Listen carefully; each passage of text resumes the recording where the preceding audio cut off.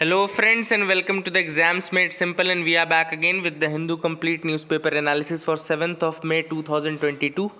7 मई 2022 का the Hindu newspaper analysis देखेंगे। शुरू करने से पहले आपसे रिक्वेस्ट रहेगी कि अगर आपको कंटेंट पसंद आता है तो please do like it and do share it among your friends. Start करते हैं सबसे पहले आज के सवालों के साथ जो कि प्रीलिम्स की आपकी प्रैक्टिस करवाएंगे। पहला सवाल है, with reference to the declaration for the future of internet consider the following statements. अभी रिसेंटली एक डिक्लेरेशन साइन हुआ था जिसको कहते हैं declaration for the future of internet. आपको बताना है इनमें से कौन से स्टेटमेंट सही हैं। पहला स्टेटमेंट कह रहा है the declaration and its guiding principles are legally binding. दूसरा स्टेटमेंट कह रहा है India, China and Russia are part of this declaration. आपको बताना है कौन से स्टेटमेंट्स इनमें से सही है, one only, two only, both या none. Question number 2 is global hunger index is based on which of the following indicators? Global hunger index इनमें से कौन से पैरामीटर्स पे बेस्ड है? First is child stunting, second is child wasting, third is under nourishment. ठीक है ना। तो आपको बताना है कि इनमें से कौन से का पार्ट है आपका ये global hunger index. 1 and 2, 2 and 3, 1 and 3, 1, 2, 3। Question number 3 is with reference to the pardoning powers of the President of India, consider the following statements। जो प्रेसिडेंट की पार्डनिंग पावर्स होती हैं आर्टिकल 72 के अंतर्गत, आपको बताना है कि कौन सा स्टेटमेंट सही है। पहला स्टेटमेंट कह रहा है pardoning power of the president is an executive power. दूसरा स्टेटमेंट कह रहा है pardoning president sits as a court of appeal while exercising his pardoning power. तो आपको बताना है कि इनमें से कौन से स्टेटमेंट सही हैं, one only, two only, both या none. So these are the 3 questions. I hope you will try to answer these questions in the comment section below. आप इसको आंसर करने की कोशिश करेंगे। आंसर्स मैं आपको बताता हूं लेकिन आप अपनी तरफ से मैच करिएगा और मुझे कमेंट सेक्शन में बताइएगा कितने आपने सही किए। पहला सवाल था declaration for the future of internet. अब देखो पहला स्टेटमेंट इसमें से गलत है क्योंकि ये लीगली बाइंडिंग नहीं है। This is not legally binding. Statement one is wrong. Statement 2 is also wrong because India, China and Russia they have not joined that, है ना। तो they have not joined that. अच्छा, एक और आपको कन्वेंशन मैं इसमें बता देता हूँ। बुडापेस्ट कन्वेंशन था 2001 का, there is a Budapest convention on cyber crime. India ने वो भी ज्वाइन नहीं किया है। तो कल को अगर यूपीएससी आपसे पूछ लेता है कि बुडापेस्ट कन्वेंशन क्या इंडिया ने ज्वाइन किया कि नहीं, तो इंडिया ने बुडापेस्ट कन्वेंशन 2001 का है, साइबर क्राइम से रिलेटेड, वो भी ज्वाइन नहीं किया है। ठीक है ना। दूसरा सवाल पूछा था ग्लोबल हंगर इंडेक्स के कौन कौन से पैरामीटर्स, इंडिकेटर्स होते हैं। तो ये तीनों ही हैं, child stunting, child wasting and under nourishment. आप मुझे बताइए कि स्टंटिंग और वेस्टिंग में क्या डिफरेंस होता है। You have to just simply tell me what is the difference between stunting and wasting, है ना। बिना गूगल की आप मुझे बताएं तो ज़्यादा अच्छा होगा। तीसरे सवाल की तरफ आते हैं। प्रेसिडेंट की पार्डनिंग पावर से रिलेटेड था। पहला स्टेटमेंट कह रहा था कि pardoning powers of the president is an executive power. बिल्कुल सही बात है, पार्डनिंग पावर जो एग्जीक्यूटिव पावर है। दूसरा कह रहा है कि president sits as a court of appeal. अब जब एग्जीक्यूटिव पावर है तो कोर्ट ऑफ अपील की तरह तो बैठ ही नहीं सकता ना, वो तो जुडिशियल पावर हो जाती, तो ये गलत हो जाएगा दूसरा statement. Therefore only one will be the answer for this question. So I hope you are clarity regarding these 3 questions. आगे मूव करते हैं मेंस क्वेश्चन राइटिंग की तरफ। तो आज का mains question of the day है, व्हाट आर द की और finer points to be kept in mind while giving a death sentence. Death sentence के टाइम पे क्या क्या की फाइनर पॉइंट्स देखने चाहिए, सोचने चाहिए, समझने चाहिए, उसके बाद ही डेथ सेंटेंस एग्जीक्यूट करनी चाहिए, ये आपको बताना है। मतलब 150 वर्ड्स में बहुत छोटा सा आंसर आपको लिखना है। जस्ट ट्राई इट आउट, है ना, कि क्या क्या फाइनर डिटेल्स में जाना चाहिए while giving handing out a death sentence. तो ये एक इंपॉर्टेंट क्वेश्चन है। मूव करते हैं न्यूज़ एनालिसिस पार्ट की तरफ। पहली जो न्यूज़ है वो है शिगेला की regarding. Shigella is a bacterium that belongs to the Enterobacter family. तो एंटेरोबैक्टर फैमिली का एक बैक्टीरिया है Shigella, and recently a death has been caused because of this, है ना। एक बच्ची की डेथ हुई थी because of eating some food items that contain Shigella and all. And Shigella is a bacterium that belongs to Enterobacter family. It's a group of bacteria that reside in the intestine, not all of which cause diseases in humans। ठीक है ना। तो they are a group of bacteria that resides in the intestine, है ना। Symptoms में अगर हम बात करें तो it mainly affects the intestine and results in diarrhea, sometimes bloody stomach pain and fever as well। तो सिम्टम्स इस तरीके के होते हैं। और ट्रांसमिशन अगर देखें तो Shigella generally transmitted through contaminated food और वाटर और through person to person contact. तो कंटामिनेटेड फूड, वाटर और पर्सन टू पर्सन कॉन्टैक्ट से भी ये ट्रांसमिट हो सकता है।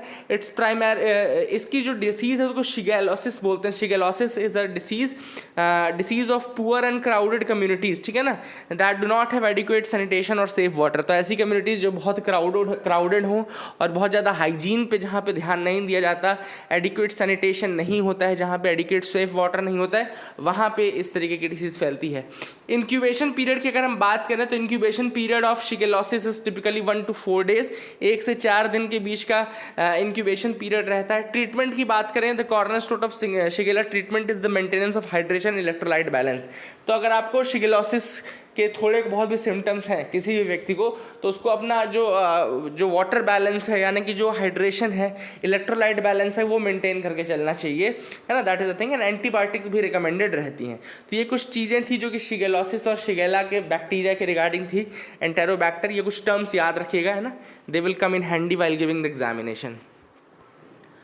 आगे मूव करते हैं, centre Delhi row heads to the constitution bench. अब यहाँ पे 5 जज बेंच बनाने की बात कही है सुप्रीम कोर्ट की 3 जज बेंच ने, और कहा है कि अब वो 5 जज बेंच जो बनेगी वही डिसाइड करेगी कि जो एलजी वर्सेस जो दिल्ली गवर्नमेंट है, मतलब कि दिल्ली की जो स्टेट गवर्नमेंट है, उसमें जो एडमिनिस्ट्रेटिव सर्विसेज हैं, एडमिनिस्ट्रेटिव सर्विसेज का कंट्रोल किसके पास है। एक्चुअली में आपको मैं एक चीज़ बताता हूँ, क्या हुआ था, ये टसल तो बहुत पहले से चल रही थी, है ना। This tussle was going on from a time immemorial. 2018 में क्या हुआ, एक जजमेंट आया। 2018 में जो जजमेंट आया उसमें लगभग क्लियर कर दिया सुप्रीम कोर्ट ने कि भैया जो लेफ्टिनेंट गवर्नर है, lieutenant governor of Delhi, he is bound by the aid and advice of the popularly elected government, ठीक है ना। तो याद रखिएगा कि 2018 में ये चीज़ ऑलरेडी क्लियर कर दी गई थी by the judiciary, by the Supreme Court, that the LG और the lieutenant governor of Delhi is bound by the aid and advice of the popularly elected government. इसके बाद उन्होंने ये भी कहा था 2018 में कि हर मैटर को लेकर के एलजी जो है वो प्रेसिडेंट के पास नहीं जाएगा, जब तक बहुत ज़्यादा ज़रूरी ना हो तब तक प्रेसिडेंट के पास मैटर लेकर के एलजी नहीं जाएगा। एलजी जा सकता है प्रेसिडेंट के पास, लेकिन हर मैटर में नहीं, छोटे छोटे मैटर्स में नहीं, है ना। जब तक इट इज़ नॉट, मतलब कि ऐसा ना हो कि जब तक बिल्कुल ज़रूरी हो प्रेसिडेंट का इंटरवेंशन, तब तक वो नहीं जाएगा, ठीक है ना। और वो बाउंडेड रहेगा by the aid and advice of the locally elected government, ठीक है। अब अभी जो इशू चल रहा है वो एडमिनिस्ट्रेटिव सर्विसेज का चल रहा है। जैसे कि जो दिल्ली गवर्नमेंट उसको कहना है कि अगर उसको होम सेक्रेटरी भी लगाना है, अपॉइंट करना है, तो उसके लिए उसको परमिशन चाहिए। हेल्थ सेक्रेटरी अपॉइंट करना है, हेल्थ सेक्रेटरी या कॉमर्स सेक्रेटरी उसको अगर लगाना है, स्टेट के लिए अपॉइंट करना है, तो उसको उसके लिए भी परमिशन चाहिए होती है। मतलब ये सारी छोटी छोटी जो पावर हैं वो नहीं है अभी स्टेट गवर्नमेंट के पास। एलजी यानी कि लेफ्टिनेंट गवर्नर जो है उससे वो परमिशन लेनी पड़ती है। और ऑब्वियस बात है, एलजी से परमिशन लेना मतलब सेंट्रल गवर्नमेंट से परमिशन लेना। तो यहाँ पे जो आम आदमी पार्टी उसका ये कहना है कि फिर हम तो किसी काम के ही नहीं रहेगा। अगर हमारे पास बेसिक जो एडमिनिस्ट्रेटिव सर्विसेज हैं उनका कंट्रोल नहीं रहेगा तो फिर हम तो मतलब किस काम के हम इलेक्टेड बॉडी हैं। तो यहाँ पे इसी मैटर को रिफर कर, केवल इसी मैटर, बाकी डिसीजन ऑलरेडी 2018 का चलेगा, लेकिन कोर्ट ने हाईलाइट किया है कि केवल इस चीज़ के लिए कि एडमिनिस्ट्रेटिव सर्विसेज, टर्म्स याद रखिएगा, एडमिनिस्ट्रेटिव सर्विसेज के ऊपर किसका कंट्रोल है, ये पता लगाने के लिए अब जो लार्जर जो बेंच बनाई गई है वो डिसाइड करेगी, ठीक है ना। आगे मूव करते हैं, देखते हैं और क्या इंपॉर्टेंट न्यूज आर्टिकल्स है। कस्टोडियल डेथ का केस चल रहा है। मैं आपको क्यों ये बता रहा हूँ न्यूज आर्टिकल, देखो ठीक है, कस्टोडियल डेथ है, अपने आप में एक बहुत ही बड़ा इशू है, बहुत बड़ा मुद्दा है, इसके ऊपर मेंस का क्वेश्चन तो आ ही सकता है। इसमें एक फेमस जजमेंट भी है, आपको वो बताना चाहता था मैं, डीके बसु जजमेंट। याद रखिए, इसको लिख लो आप लोग, DK Basu judgment is a very famous case. इसलिए मैं आपको सिर्फ प्रीलिम्स पॉइंट ऑफ व्यू से बता रहा था कि डीके बसु का जो जजमेंट है, this is on the guidelines to be followed by the detaining authorities for any arrest. किसी अरेस्ट के दौरान जो डिटेनिंग अथॉरिटी होती है उसको किस तरीके का कंडक्ट या किस तरीके की गाइडलाइंस फॉलो करनी चाहिए, उसके ऊपर ये डीके बसु का जजमेंट है। बहुत फेमस जजमेंट है डीके बसु जजमेंट, है ना। And in 1996 this landmark judgment came in 1996। इसको डीके बसु जजमेंट बोलते हैं और it is on the guidelines to be followed by the detaining authorities for any arrest. किसी अरेस्ट के दौरान डिटेनिंग अथॉरिटीज़ किस तरीके का कंडक्ट करेंगी, किस तरीके की गाइडलाइंस फॉलो करेंगी, उसके ऊपर था ये डीके बसु का जजमेंट, ये याद रखिएगा। इसके अलावा याद रखिएगा जो पीआईएल का कंसेप्ट है, यानी कि पब्लिक इंटरेस्ट लिटिगेशन का कंसेप्ट है इंडियन जुडिशियल सिस्टम में, वो जस्टिस पीएन भगवती द्वारा इंट्रोड्यूस किया गया गया था। ओके, याद रखिएगा justice P N. Bhagwati, he was one of the pioneers मैं इनको बोलूँगा, and he was there to introduce the concept of public interest litigation to the Indian judicial system. ठीक है ना, तो ये दोनों चीज़ें आप याद रखिएगा। I hope you got clarity regarding that as well. आगे मूव करते हैं, देखते हैं और क्या इंपॉर्टेंट न्यूज़ आर्टिकल्स है जिनके बारे में डिस्कस करना है। ISRO's unique goal for Venus mission. अभी इसरो जो है 2024 से स्टार्ट करने की कोशिश करेगा, जो शुक्रयान है या फिर जो वीनस मिशन है इंडिया का, उसको स्टार्ट करने की बात कर रहा है। वीनस के बारे में आपको बता दूं कि वीनस जो है it is not the closest planet to the sun, but it is still the hottest planet. याद रखिएगा, Venus closest planet to the sun तो नहीं है, लेकिन हॉटेस्ट प्लैनेट जरूर है अपने सोलर सिस्टम का।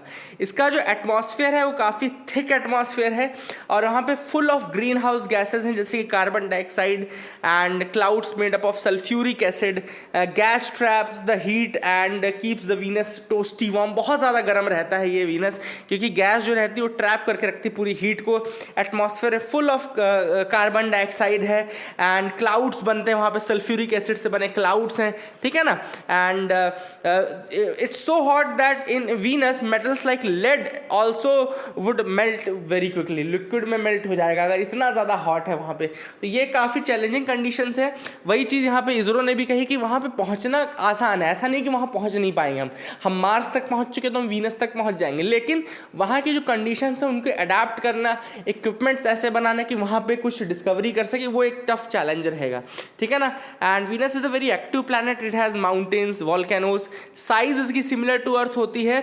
इसका अर्थ का ट्विन प्लैनेट भी इसीलिए कहा जाता है, इसका साइज भी वो होता है ना। अर्थ थोड़ा सा बड़ा है लेकिन वीनस से। याद रखेगा, अगर यूपीएससी आपको कंफ्यूज करे, बोलेगा ऐसा दे देगा स्टेटमेंट कि वीनस की जो साइज़ है लगभग सिमिलर है, जस्ट वीनस थोड़ा सा बड़ा है, वो गलत हो जाएगा। अर्थ थोड़ा सा बड़ा है, बिल्कुल सही है। ठीक है ना, and Venus is unusual because it spins the opposite direction of earth and most other planets.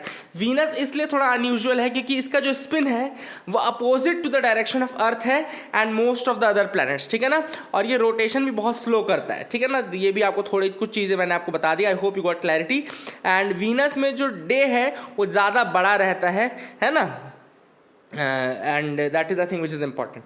तो I hope you got clarity regarding this. And इसके अलावा 2 मिशन अभी रिसेंटली न्यूज़ में थे नासा के, तो मैं आपको वो बता दूं 2 मिशन नासा के अभी इंपॉर्टेंट थे जो कि न्यूज़ में थे, और उनमें से एक मिशन तो है I think the da Vinci mission है, और दूसरा आपका वेरिटास मिशन है, वेरिटास मिशन। ठीक है ना, तो याद रखिएगा डाविंची और वेरिटास ये दोनों ही वीनस से रिलेटेड है, तो इनको भी याद रखिएगा, है ना। That is the thing which is important. अगली जो एडिटोरियल में हम आते हैं तो rising heat the cry of the wilting outdoor workers. यहाँ पे जो ऑथर ने मुद्दा उठाया वो उठाया कि भाई गर्मी बहुत ज़्यादा है, आप सबको पता है कि आउटडोर की टेम्परेचर है 40 डिग्रीज के आसपास है, प्लस हीट वेव्स के जो इफेक्ट है, बहुत सारे हीट वेव्स भी आ रहा है ना। पूरा मतलब कहना चाहिए कि पूरा जो ग्लोबली एक हीट वेव से एक सिनारियो बन गया है। इनफैक्ट यूरोप में तो heat waves is one of the most deadly disasters that are happening nowadays, है ना। तो यहाँ पे हीट वेव्स की समस्या बहुत ज़्यादा है। तो ऐसे में ऑथर ने कहा कि जो आउटडोर वर्कर्स हैं उनको रेजिलियंट बनाने के लिए गवर्नमेंट को स्टेप उठाने चाहिए। ठीक है ना, उनको कैसे आप रेजिलियंट बना सकते हो, तो यहाँ पे ऑथर ने पहले तो 2 चीज़ें बोली कि पहली चीज़ तो टारगेटेड ट्रांसफर का कुछ आप बनाइए, टारगेटेड ट्रांसफर। ऐसे लोग जो ज़्यादा इंपैक्ट पड़ रहा है जिनके ऊपर, उनको टारगेटेड ट्रांसफर करिए। जैसे फॉर एग्जांपल उनके जो क्रॉप्स हैं उनको आप इंश्योर करिए, इंश्योरेंस प्रोवाइड करिए। जो क्रॉप्स हीट वेव्स के कारण ख़राब हो सकते हैं उनको टारगेट करिए। ऐसी कम्युनिटीज़ जो ऐसे वर्कर्स जो हीट वेव्स में काम करते हैं, आउटडोर यूनिट्स में काम करते हैं, उनके लिए कुछ आप टारगेटेड ट्रांसफर्स का प्रबंध कीजिए। ठीक है ना, तो that is how it should work. दूसरा जो ऑथर ने पॉइंट दिया है वो दिया है कि इंश्योरेंस का, है ना। तो दूसरा है इंश्योरेंस करने का, इंश्योरेंस क्रॉप्स का भी, इंश्योरेंस उस वर्कर का भी। ठीक है ना, एंड इसमें एक और अच्छी चीज़ उन्होंने बोली कि इसको लिंक करिए आप उनके मतलब एफर्ट्स के तरह। मतलब कि जैसे मान लो कोई एरिया बैरन एरिया है, अब उस एरिया को कितना जल्दी वो ग्रीन में कन्वर्ट करने की कोशिश कर रहे हैं एक साथ मिल करके, उसके बेसिस पे आप उनके एफर्ट्स के साथ उसको लिंक कर दीजिए। इसके लिए उन्होंने केस स्टडी भी दी, सक्सेसफुल केस स्टडी भी दी है। दिल्ली का अरावली बायोडाइवर्सिटी पार्क है। देखो दिल्ली में एक अरावली बायोडाइवर्सिटी पार्क है, it's a stand out example example वो बैरन लैंडस्केप में था, लेकिन जो फॉरेस्ट कम्युनिटीज़ हैं जो उनके एफर्ट्स के द्वारा उसको पूरा एक कन्वर्ट कर दिया गया है ना, that was converted into a green patch, है ना, अरावली बायोडाइवर्सिटी पार्क। तो ये एक एग्जाम्पल है, सक्सेसफुल एग्जाम्पल है जिसका ऑथर ने जिक्र किया है और कहा कि इस तरीके के एफर्ट्स आप लगा सकते हैं, ठीक है ना। एंड इसके अलावा ऑथर ने कहा कि जो एक एफर्ट जो हमेशा करनी है वो करना है एफॉरेस्टेशन, यानी कि हमेशा पेड़ लगाने की एफर्ट्स, है ना। Afforestation is a must. किसी भी एरिया को जब आप एफॉरेस्टेशन करते हो तो वहाँ पे जो कूलनेस है वो बढ़ती है, टेम्परेचर वहाँ पे फिर इतना ज़्यादा नहीं बढ़ पाता। तो ऑथर ने ये सारे जो मेथड्स हैं वो मैंने आपको बता दिए हैं, जो भी था। पहला टारगेटेड ट्रांसफर्स का मेथड था, दूसरा मेथड था इंश्योरेंस का, तीसरा है जो आउटपुट है उसके बेसिस पे उसको लिंक कर दिया जाए, कम्युनिटी के एफर्ट्स को लिंक कर दिया जाए, है ना, बेनिफिट्स के लिए, ताकि उनको बेनिफिट भी दे सरकार, कुछ सब्सिडी प्रोवाइड करे या कुछ इस तरीके का मैकेनिज्म रखे कि उनके एफर्ट्स के ऊपर उनको मिले कुछ। और चौथा मैंने आपको बता दिया कि एफॉरेस्टेशन ड्राइव और ये सब चीज़ें बहुत ज़्यादा ज़रूरी। तो I hope you got clarity. A new track for the capital punishment jurisprudence. अब यहाँ पर जो ऑथर ने बात की है बिल्कुल सिंपल शब्दों में मैं आपको बताना चाहता हूँ, क्योंकि आर्टिकल ऐसे होना चाहिए। देखो, एक केस था Bachchan Singh versus state of Punjab 1980 का केस था। मैंने पहले भी आपको बताया था Bachchan Singh versus state of Punjab 1980 का केस है। इसमें पहली बार ऐसा हुआ था जब सुप्रीम कोर्ट ने यह कहा था कि भाई ह्यूमैनिटेरियन एस्पेक्ट को देखो, और कैपिटल पनिशमेंट देते समय उन्होंने दो चीज़ें बोली। पहली चीज़ तो ये देखी कि जब तक ये आप मेक श्योर ना कर लो कि रिफॉर्म्स पॉसिबल नहीं है इस व्यक्ति में। भैया देखो क्या होता है, प्रिजन जो होता है उसको बोलते हैं करेक्शनल सर्विसेज। प्रिजन टाइम को हम क्या बोलते हैं, है ना, इट इज करेक्शनल सर्विसेज, है ना। अब करेक्शनल सर्विसेज का मतलब क्या है कि उस व्यक्ति में आपको रिफॉर्म रिहेबिलिटेशन भी करना है, ठीक है ना। अब कुछ लोग ऐसे होते हैं जिनमें रिफॉर्म रिहेबिलिटेशन पॉसिबल नहीं है, ऐसे भी लोग होते हैं बिल्कुल हार्डकोर मेंटालिटी के, जो बिल्कुल ब्रेन वॉश हो चुके हैं, उनके ऊपर नहीं है भाई ऐसा पॉसिबल। लेकिन कुछ लोग ऐसे हैं जो लगते ज़रूर हैं लेकिन उनके अंदर पॉसिबिलिटी रहती है। अब सुप्रीम कोर्ट ने Bachchan Singh versus state of Punjab 1980 के केस में ये कहा कि जब तक आप ये मेक श्योर ना कर लो कि उस व्यक्ति में रिफॉर्म्स किसी भी कीमत में नहीं हो सकते, तब तक आप उनको डेथ पेनल्टी मत दो। मतलब you should establish first that reforms are not possible in that person.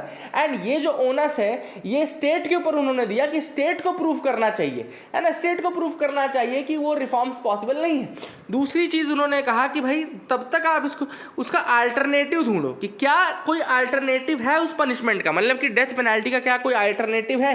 तो ये ऑथर ने कहा कि जो बच्चन पांडे का केस था इसमें जो प्रिजनर था, जो व्यक्ति था जो कन्विक्टेड था, उसको भी सेंटर में रखा गया था और उसके एक ह्यूमैनिटेरियन एस्पेक्ट को देख करके जजमेंट दिया गया।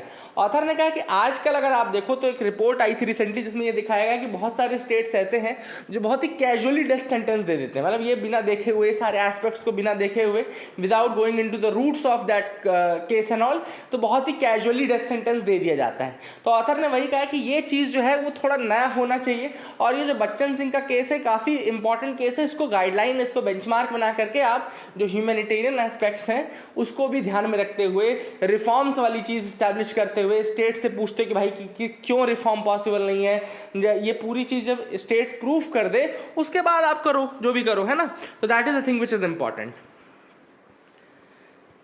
आगे मूव करते हैं, देखते हैं और क्या इंपॉर्टेंट न्यूज आर्टिकल है। Fertility rates fall further, obesity rise. अब यहाँ पे NHFS यानी कि नेशनल फैमिली हेल्थ सर्वे जो है, NFHS national family health survey 5 और 4 का कंपैरिजन किया गया है। तो यहाँ पे जो टोटल फर्टिलिटी रेट है वो और ज़्यादा डिक्लाइन कर चुका है। 2.2 था पहले, ये NFHS 4 में 2.2 था, अब ये 2.0 हो चुका है, यानी कि 2 पर आ गया है हमारा जो टोटल फर्टिलिटी रेट है। अच्छा ये पता आपको कि जो टोटल फर्टिलिटी रेट है और जो रिप्लेसमेंट रेट क्या होता है, जो ग्लोबली रिप्लेसमेंट रेट है वो 2.1 है, एस्टैब्लिश किया गया। 2.1 का मतलब क्या कि इस रिप्लेसमेंट रेट में जो प्रेजेंट पॉपुलेशन है वो नेक्स्ट पॉपुलेशन है वो प्रेजेंट पॉपुलेशन को बिल्कुल बराबर से रिप्लेस कर देगी, ठीक है ना।